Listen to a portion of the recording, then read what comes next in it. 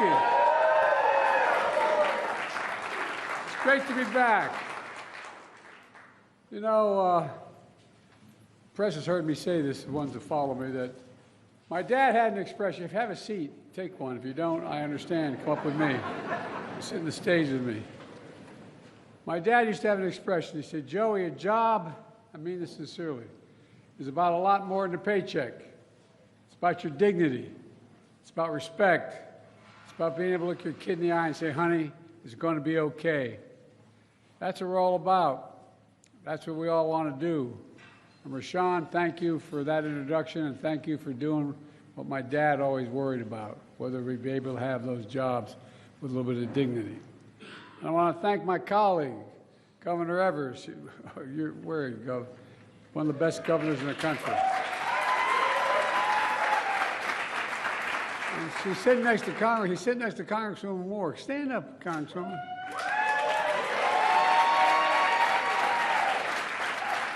She can tell you whatever she tells me, I do. It's great to see you, kiddo. And also, I want Mayor Johnson, thanks for the passport into the city. I appreciate it very much. And County Executive Crowley is here. And I want to thank Senator, a good friend of mine, Tammy Baldwin, who couldn't be here today. And I want to thank everyone here at Milwaukee's Black Chamber of Commerce for your partnership across the board on everything we've been working on. I come from a state that has the 8th largest black population in the country. And as they say, the saying goes, where I come, you brung me to the dance early on. You're proof that black small businesses with the talent and integrity and ingenuity are the engines and the glue that hold communities together. And I mean that sincerely. You hold communities together. You're the ones that sponsor the Little League teams. You're the one that involved in the church events. You're the ones that hold the community together, and you keep it going. You keep it moving. And every new business opening is a vote for hope. Just hope. Hope. You know, you're making the American economy stronger and our nation more competitive. I'm here today to talk about something that doesn't get enough attention. I'm here to celebrate the progress we're making to support black small businesses here and around the country.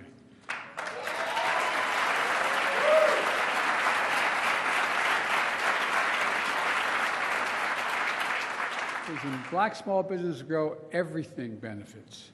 The community benefits. Everyone benefits. Not a joke. And it gives hope and prospects for people. Since Kamala and I entered office, America has filed a record number of, in less than 3 years, 15 million new applications to start new business. 15 million. It's led to the fastest growth of black business ownership in over 30 years. Across the country, wages for workers are up. Black wealth is up a record 60% since the pandemic. So many of you, look, and by the way, I mean this sincerely from the bottom of my heart, we're just getting started. We're just getting started. So many of you had the vision and took the risk to open businesses, and you bet on yourself. Together, we're transforming the economy by investing in all of America and all Americans. When I ran, if I was elected, I'd represent everyone, blue, red, no matter what color the state was, wherever it was. We'd recommend, because think about it. Think of all the businesses that you know about throughout the Midwest and back my way as well that closed down because you had corporations deciding they'd get cheaper labor across the sea. You could move somewhere else. So they sent the jobs overseas and brought the product back home. And we changed that supply chain.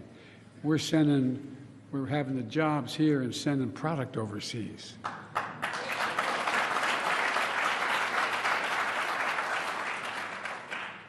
And from the time I got involved in public life, I've only been around a few years.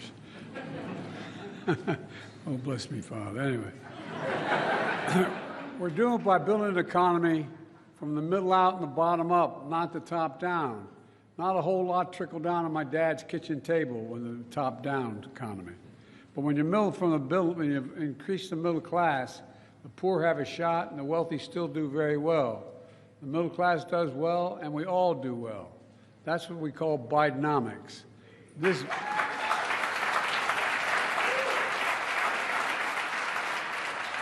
And by the way, so far, we've created 14 million new jobs, more jobs in 3 years than any president's created in 4 years in history. This is a fundamental break from trickle-down economics, economics that supercharged was supercharged by my predecessor, the guy who thinks we're polluting the blood of Americans these days. He cut taxes for the wealthy and big corporations, shipped good-paying jobs overseas, shrank public investment in infrastructure and education. We used to have the #1 infrastructure in the world. Now we're number 16 or 17. We're changing that. We hollowed out communities, leaving too many Americans behind. It's a cycle folks on 30th Street Carter here in Milwaukee know well. It's an area where it became the backbone of Milwaukee's industrial might. 10,000 black people migrated, tens of thousands migrated from the south to the middle of the country, to Milwaukee, for good-paying manufacturing jobs. Then decades of discrimination and trickle-down economics left communities like this one behind. But today, we're making sure Milwaukee is coming back and all of Milwaukee coming back. Mark my words. In Milwaukee, business applications are up 70% compared before the pandemic. The share of black people employed in Milwaukee in 2022 was the highest in more than a decade. But the investments aren't just about jobs. The investments we're making offer opportunity, hope to communities to fully participate in the economy. I vowed that we'd invest in all of America, and that's what we're doing. We're leaving no one behind. No one need be left behind. Let me give you a clear example. We all know, as my introducer told you guys, we all know exposure to lead water pipes is hazardous to our health, especially to children's health. It can damage their brains and kidneys, for real. Lead exposure disproportionately affects low-income communities and disproportionately affects people of color. This is the United States of America, for God's sake. Everyone should be able to turn on a faucet and know whatever they're drinking was clean and pure and not have to worry about it.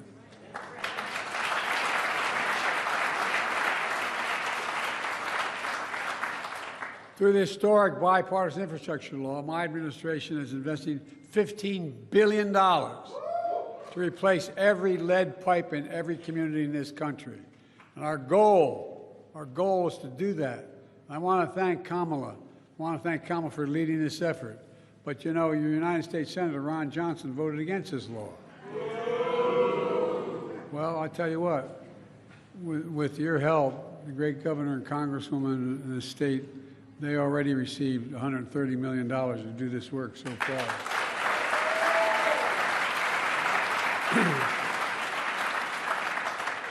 Before I came to Milwaukee, Milwaukee was slated to take over 60 years to replace the lead pipes. But last month, we proposed a new rule. It's going to require the water systems in Milwaukee to be fully replaced with every one of them within 10 years. 10 years instead of 60. Think of the lives saved. Think of the jobs and opportunities for small business owners like Rashawn, replacing lead pipes in homes and daycare centers and schools. We're just getting started. And so we are today announcing Milwaukee will be one of 22 communities in the country competing for tens of millions of dollars in federal grants to grow small businesses, create good-paying jobs, and build factories of the future. It matters. I'm also increasing the share of federal contract dollars going to small disadvantaged businesses from what was roughly 10% when I came to office to 25% to 15%. Here's how it worked. Back in the 30s, it wasn't just that Roosevelt talked about unions being supported. They also had a rule that passed that very few presidents, including Democrats, paid much attention to. That every dollar a president gets to spend, for example, the Appropriation Committee and the Congress passes redoing decks of aircraft carriers. The president gets to pick who does that job. Who does that job? All those federal programs. Well, guess what? The vast majority are supposed to be all American and supposed to be all American products. And guess what? Hardly anybody paid attention. But I'm paying attention. We're investing in America and American workers. In 2022 alone, we awarded nearly $70 billion to small disadvantaged businesses because of that law. Through the American Rescue Plan, another law that your distinguished senator voted against, we invested nearly $80 million in Wisconsin for the state small business credit initiative, helping countless small businesses grow. Through the Small Business Administration, we've delivered $50 billion in capital this past year to small businesses across the country, doubling the number and the value of black-owned small businesses since 2020.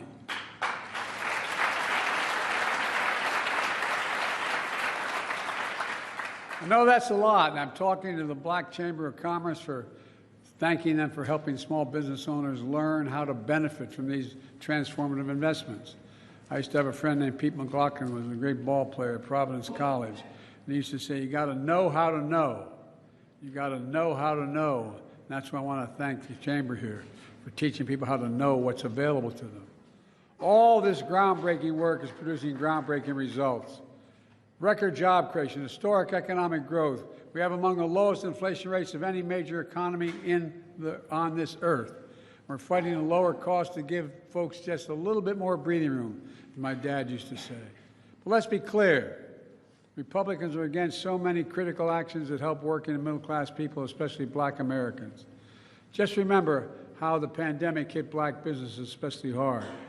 How my predecessor, on his watch, women and minority-owned small businesses found themselves last in line to access emergency relief through programs like the Paycheck Protection Program. On my watch, energy and emergency relief went to minority-owned businesses first, not last.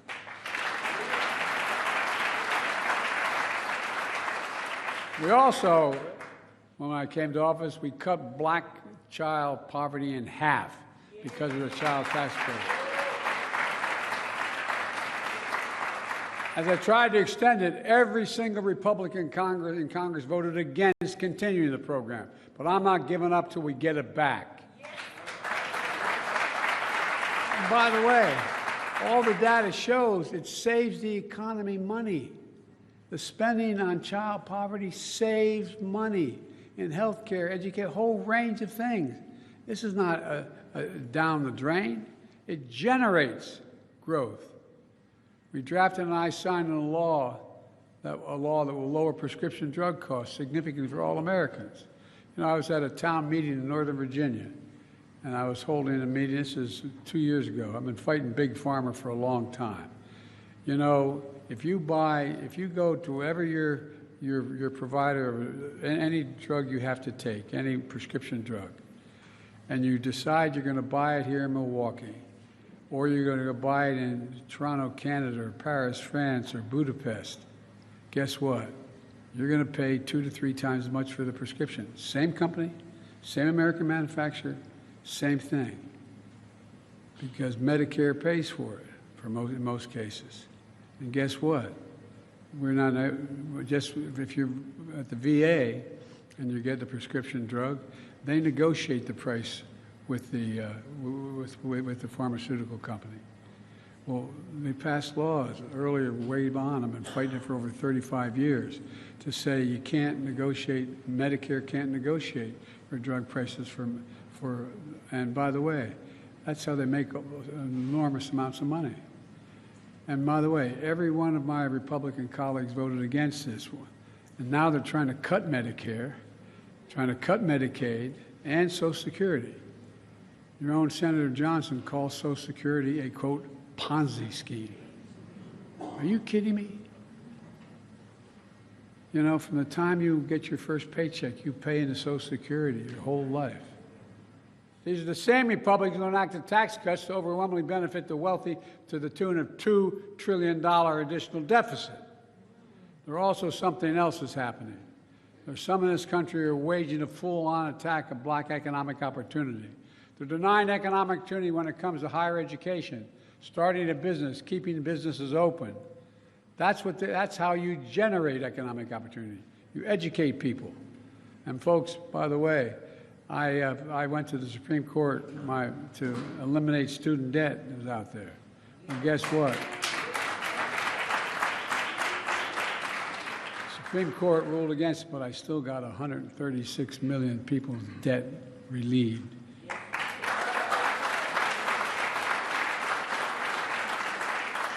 Because guess what? The interest they're paying on that debt is something that prevents them from buying a home, starting a business, all those things. You know, that's on top of erasing black history and banning books, or erasing black history and banning books. Did you ever think you'd live in a country, now all kidding aside, growing up, where we're banning books, book banning in grade schools and high schools? I think it's unconscionable. These attacks hurt all Americans because investing in black economic prosperity lifts everybody up. You know, we always believe diversity is our strength as a nation. I don't believe, as the former president said again yesterday, that immigrants are polluting our blood. The economy and our nation are stronger when we tap into the full range of talents in this nation. My administration is going to continue to fight these attacks because everyone deserves a fair shot, just a shot. Let me close with this. You know, for all we've done, the real heroes of this story are you, the American people, not a joke, not a joke. Hard-working people like Rashawn of Hero Plumbing here in Milwaukee, and the thousands of towns all across America. There's thousands of stories of revival and renewal, hope and optimism because people aren't giving up. Pride in your work and your family and your town. Pride in this nation. That's what I see no matter where I go in this country. That's why I mean this from the bottom of my heart. I've never been more optimistic about America's prospects, America's future than I am today. We just have to remember who we are. We are the United States of America. And there's nothing beyond our capacity if we work together. If we work together. And by the way, as I said, we're the only country in the world that out of every crisis, we've come out stronger than we went in. Remember who we are. God bless you all, and may God protect our troops. Thank you. Thank you, thank you, thank you.